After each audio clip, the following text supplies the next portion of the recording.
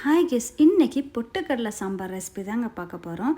அதுக்கு ஒரு வெங்காயம், 2 தக்காளி, கொஞ்சம் பொட்டுக்கடலை, ஒரு பட்டை, கிராம்பு 2, ஏலக்காய் 2, சோம்பு 1 டேபிள் ஸ்பூன், ஒரு துண்டு தேங்காய் எடுத்துருக்கோம். இதை எல்லாத்தையுமே மிக்சர் ஜாரில் போட்டு நம்ம அரைச்சி எடுத்துக்கலாம். கொஞ்சம் சாம்பார் பொடியும் தேவையான அளவு உப்பும் சேர்த்துக்கோங்க. இதை மிக்சியில் போட்டு நல்லா அரைச்சிக்கோங்க. பாருங்கள், கொர கொரன்னு இருக்குது. கொஞ்சம் தண்ணி ஆட் பண்ணி நல்லா மையாக அரைச்சிக்கலாம்.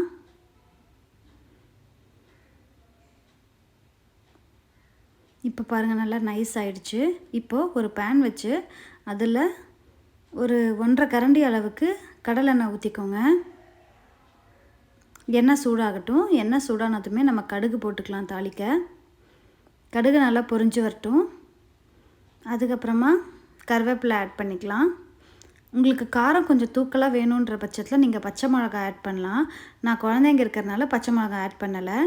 இந்த அரைச்சி வச்ச அந்த மசாலாவையும் எடுத்து இதில் போட்டு நல்லா கலந்து விட்டுருங்க. கலந்து விட்டுட்டு ஜாரில் இருக்கிறதையும் நல்லா தண்ணி ஊற்றி அதையுமே இதில் ஊற்றிடுங்க. இதை செய்யும்போது ஓரளவுக்கு நீங்கள் தண்ணியாகவே செய்யுங்க. அப்போ தான் நீங்கள் குக் பண்ணதுக்கப்புறமா அது ஓரளவு கெட்டியாக இருக்கும். ஏன்னா பொட்டுக்கடலையும் தேங்காயும் ஆட் பண்ணியிருக்கிறதுனால ஒரு 1/2 டம்ளர் அளவுக்கு தண்ணி ஊற்றி விட்டுருங்க.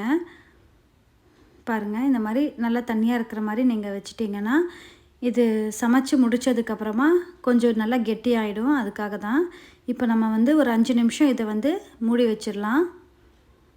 5 நிமிஷம் கழித்து பார்த்திங்கன்னா இந்த மாதிரி நொர நொறையாக வந்திருக்கு. இப்போ இதை கலந்து விட்டுறலாம். அப்படி இல்லைன்னா இது பொங்கி கீழே விழுந்துடும். அதனால் கலந்து விட்டுட்டு உப்பு காரம்லாம் சரியாக இருக்கான்னு பார்த்துக்கோங்க. இல்லைன்னா நீங்கள் சாம்பார் பொடியோ ஆட் பண்ணிக்கலாம், உப்போ ஆட் பண்ணிக்கலாம். இப்போது மறுபடியும் ஓப்பன் பண்ணி பார்க்குறோம். சூப்பராக குக் ஆகிடுச்சுங்க. இதில் கார்னிஷ்காக கொஞ்சம் கொத்தமல்லி தலையை பொடி பொடியாக நறுக்கி போட்டுக்கலாம்.